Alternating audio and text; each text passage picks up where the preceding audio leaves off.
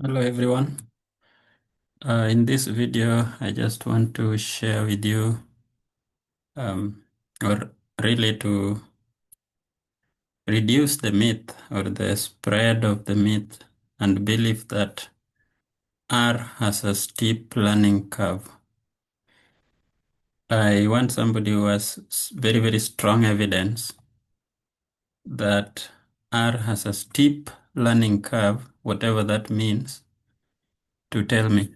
Because for me, R is like uh, normal language or um, a simple language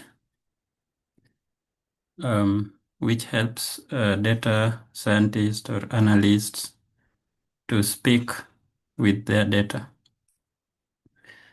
So with that, we will load a simple library, which I call dplyr. And when I'm loading this library called dplyr, that is not a steep learning curve. Basically, what I am doing is that I have R already installed, RStudio environment set, integrated development environment set. And then I want to run some analysis, but I don't have all the tools pre-installed when I install R. So I need to get them or load them. Basically, I would start with installing this uh, package. And when I say installing this package, what I mean is getting this package from the repository comprehensive R archive network and then bringing it into R. Then I can always call it with library. Then I provide the name of the package and it comes into my session. So this is like you've built a house, but it is just a house. Probably it doesn't have a chair. So if you need to sit in the house, then you need to bring a chair into the house. The house is there, but without the chair sitting, you might sit on the floor, yeah, or anywhere else. But if you need a chair or a way to sit smoothly, then you need to get one. So in this case, we'll bring in dplyr. I don't want to run this. And just to tell R that please don't run this, you just use that symbol called pound or hash or a ladder, a slanting ladder kind of. It's there on your keyboard. So this tells R that when I will be executing this code, please ignore this as just text and not code to be executed. So up to now, I don't see anything which is steep learning curve because it is just like bringing a chair to your new home. And I don't know if bringing a chair into your new home is a steep learning curve. Now, to bring this chair or to load this package called dplyr, we need to run this line. To run this line, it doesn't mean we wear our running shoes and we move around with this line inside the computer. It will be broken. The computer will be broken if you step on it trying to run this line. So if running it is the steep learning curve people proclaim or preach in the streets of coding, then it simply means clicking this icon here, it and run. And what that will do is that it will tell R that please execute this command or render this command, uh, execute this command actually. So to click this, you just move your cursor up to that, then you hit the mouse button, the left one. I think that is not steep learning curve. So when you click that, a couple of things happen, or one thing happens. You see execute in the console tab, you see that library deployer is written there, attaching package deployer. So this is meaning setting chair in your room.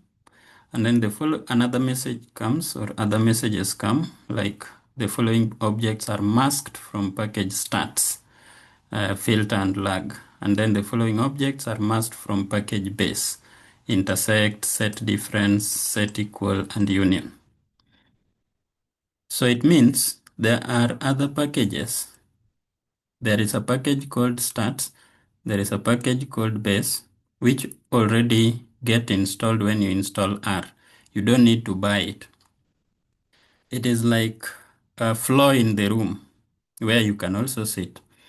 So the moment you build a house, there is a floor inside it, normally, unless you build a house in a hole or where the floor is missing. So with that floor in the house, you can sit. There are functions that you can sit on it. There is that possibility that you can sit on the floor. But then when you bring a chair, it has also the possibility that you can sit in it. So the sitting capability or allowance or provided by this chair is conflicting with the sitting possibility uh, made available when you build a house. So there are some functions in dplyr that are conflicting with functions in base R, and they are masked. So by being masked, it means whenever you run any of these functions later in the code, they will come from dplyr. They will not come from stats. They will not come from base. Those that are in the stats and base will be masked. I hope that is not difficult. Another thing which also is important to note is that there are some dataset that come preloaded in R. Like when you install R, one of the dataset that comes with it is called iris. Now, iris here is not part of the eye because we have eyes and there is pupil, there is cornea, there is iris somewhere, there is optic nerves and all those things in the eye. But this iris here is a flower. So this iris flower, which is a plant for that matter,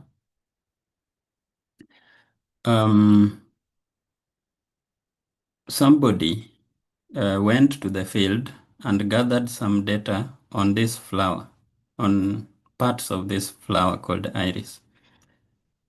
And he did so on 3 different species of this flower. The same way you can go to the field and count and do some measurements on the length of horns of some cows, some white cows, some black cows, and some gray cows. You have measurements of the length of their horns. This person went to the field and took measurements of petal, sepal, and um, petal and sepal lengths and widths. So this is already brought for you to practice with. I don't know if providing data to a software already for the users to practice with is called steep learning curve. So for us to have a glimpse of this data, for example, you can say, can I see the first few rows, the first few entries of this data? Then in R, you just say head of that iris. And if you click run without wearing your shoes, then you will see the first 6 rows. So this person measured sepal length of the first flower and noted that it was 5.1 centimeters, and its sepal width of the same flower was 3.5 centimeters. Its petal length was 1.4 centimeters, and its petal width was 0.2 centimeters. These sepal petal things are parts of a flower. You can think of stigma, anther, filament, pollen grains.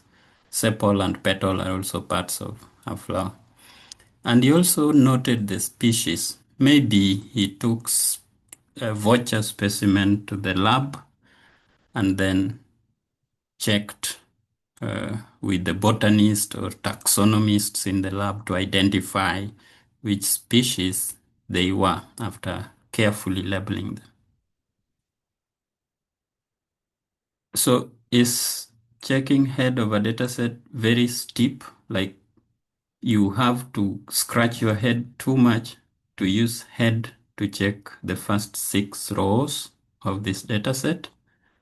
You can tell me if it is um, launching rocket in space. Let's say we only want sepal length and species columns. We are not interested in these other 3 columns. We only want these ones and this one. Normally, if you want um, some items from a group of items, then you select them. That is in normal language speaking. So you can have a classroom of boys and girls, and then somebody tells you, go to that class and select all girls and tell them to come. So you select them. If you are raising sheep, goats, and camels, then somebody can tell you, can you select only male sheep? Or can you just select sheep and bring for me? Or take to the market? So again, in R, we also use that word select to pick only the columns we want. So we can say iris, but then we use something called and then. Maybe that is steep if you want to say so. Maybe it is steep because you have to see this percent and then this confused V, which is symbol for greater than, and then another percent. So what that basically means is that taking this iris to the next call. And the next call is select, the way we speak it. So what we want to select is sepal length. So we copy that.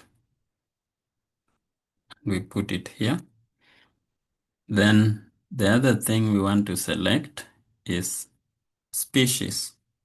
Copy that and we put it here. If we do that, we can decide to put this new dataset, which will now have only sepal length and species. We can decide to put it in a different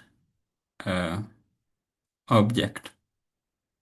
And when I say object, is that this iris here itself is an object. If we just run this, we will just see 2 columns, which is sepal length and species. So it means we've selected these two. You can see it's also starting with 5149, 5149. So it is this column selected, and then this column also selected. All the entries in those two columns up to the end, 150. But this is still, the iris is still having all other columns. It's still having sepal length, sepal width, sepal what. So if we want this selected small version to be in a different object or to stand alone, then we need to put it in a new set.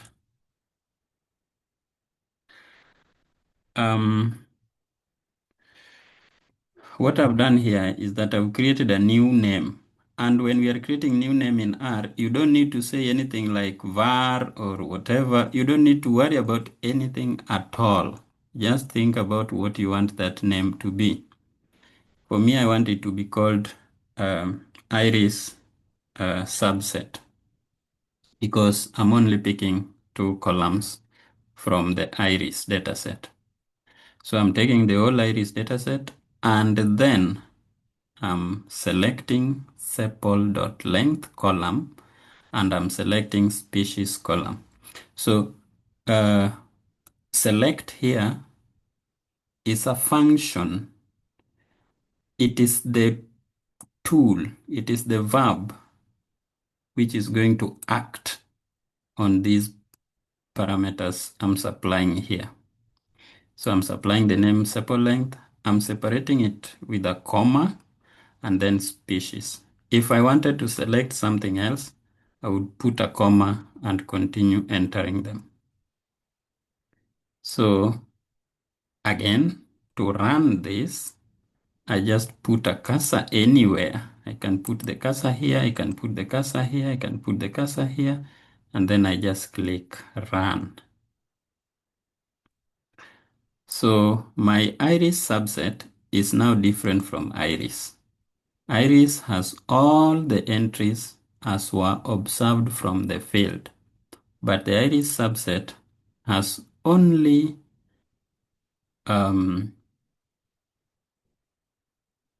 sepal length and species. So what if you want to know, or of course, among species we have, if you type that and run it, you will see that along the species column, we see setosa, setosa, setosa, setosa, and then we see versicolor, versicolor, versicolor, and then we see virginica, virginica, virginica. So those are different species of iris flower. If now we only want setosa species, which means we don't want versicolor, we don't want virginica. We only want setosa. Then that means we filter. It is like you are from the river and the water you've obtained from the river has some soil and leaves and all that. And then you don't want the soil and leaves, you want the pure water. So what you do is you filter.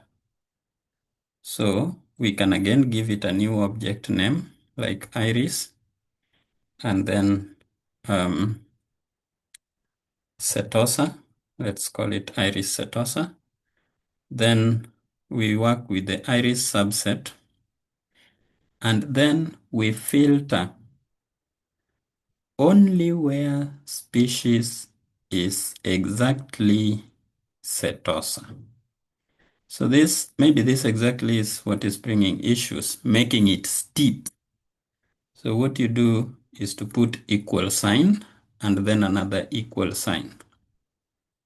That is an operator which tells the code that you only want, you only want where species, in the species column, we only want the setosa. So we can run this. And now, if you run this alone, I hope now the word run is not a steep learning curve. If you run this alone, you see that we have only 50 records and all of them are setosa, setosa. We've left out virginica, we've left out versicolor. If you know that this is very difficult, then you can tell me how. I mean, those who say this is steep learning curve maybe have their own genuine reason, which I'm waiting to see in the comments. Maybe you are saying what I'm doing is super basic, but then that is where learning R starts. Again, when we learn too much, then we start assuming that everybody knows these things and we don't need further explanation. And that's what I'm trying to remove. Cool. So, what about if we want to, for the whole iris data, we want to see, for example, what is the mean of setosa sepal length or the mean of versicolor. Again, let me just put this here. We have all these three species, versicolor, setosa, and virginica. And each of them has measurement for sepal length, sepal width, petal length, petal width. And we want to see the mean for each because these are different species. And we are wondering, are they different? Are these values different for each? Or are they the same? So that we cannot achieve using select or filter, but we will need to group them. We will need to group these rows separately. So we'll have setosa group, and then we get the mean of their maybe sepal length. We'll have versicolor group, and then we also check the mean for the versicolor group. And then we have virginica group, and we see their mean.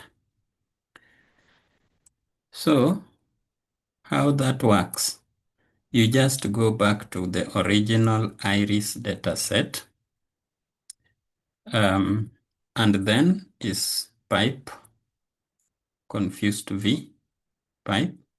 That is simply called, of course, the symbol is called greater than. I'm just using confused V because it's a V which is facing vertically and laterally inverted, or just laterally inverted, rotated 270 degrees.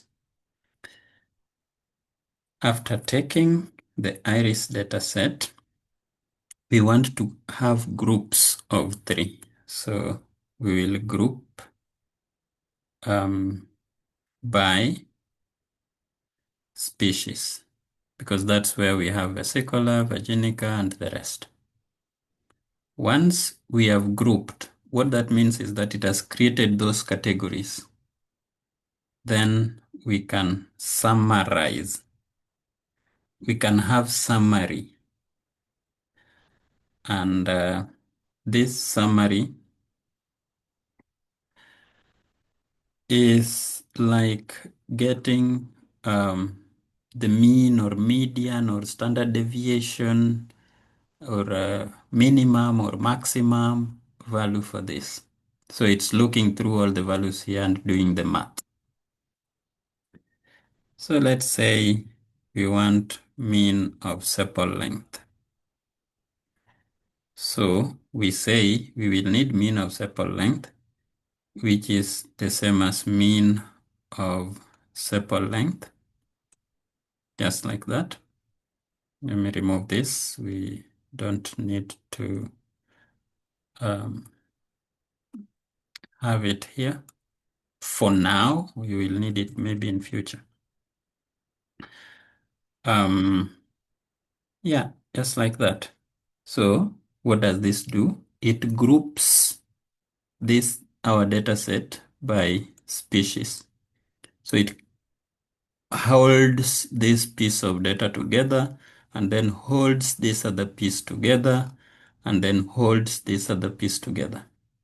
It's like you want to get the mean height of boys and mean height of girls in a class. So one, you group them. You tell girls, come this side, boys, come this side.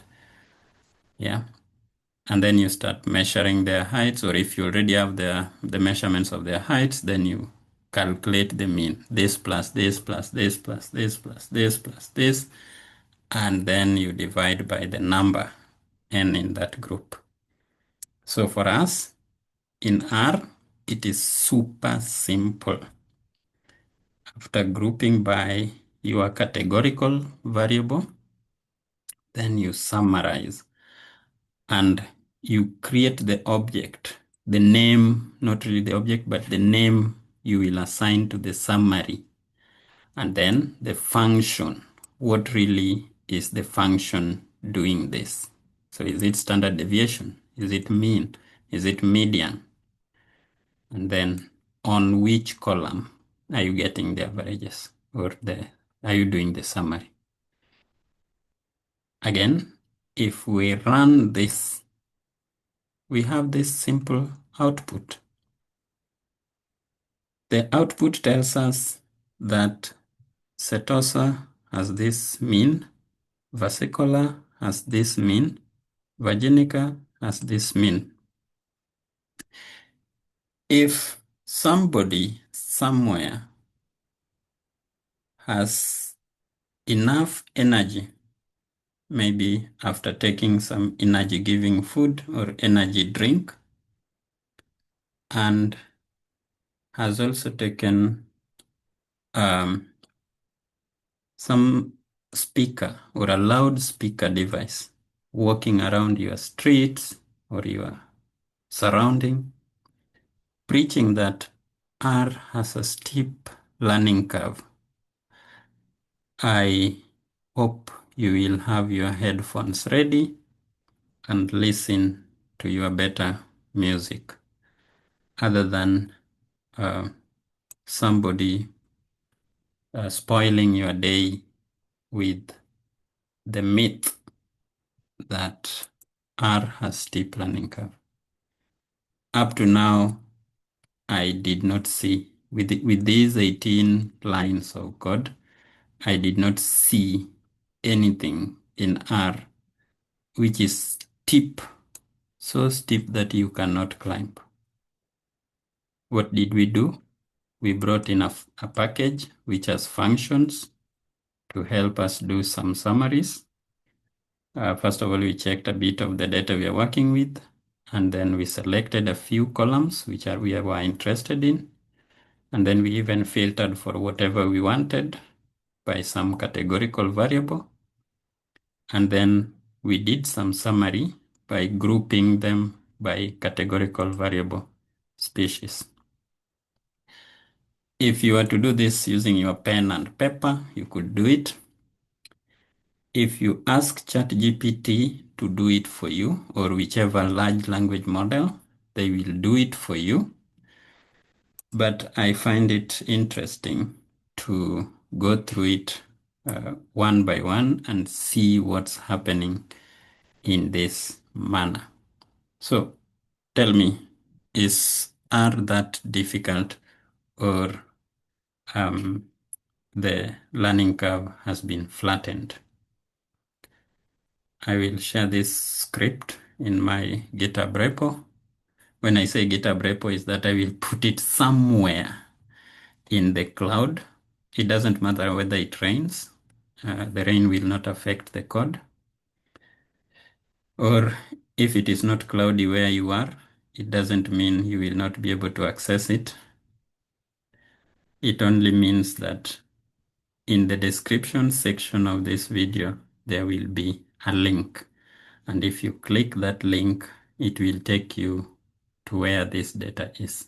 So maybe what you will need is just internet, the same one you're using to view this.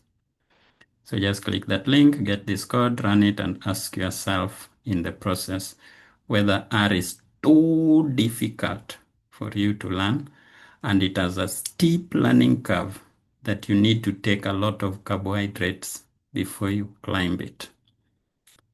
Thank you. Enjoy coding.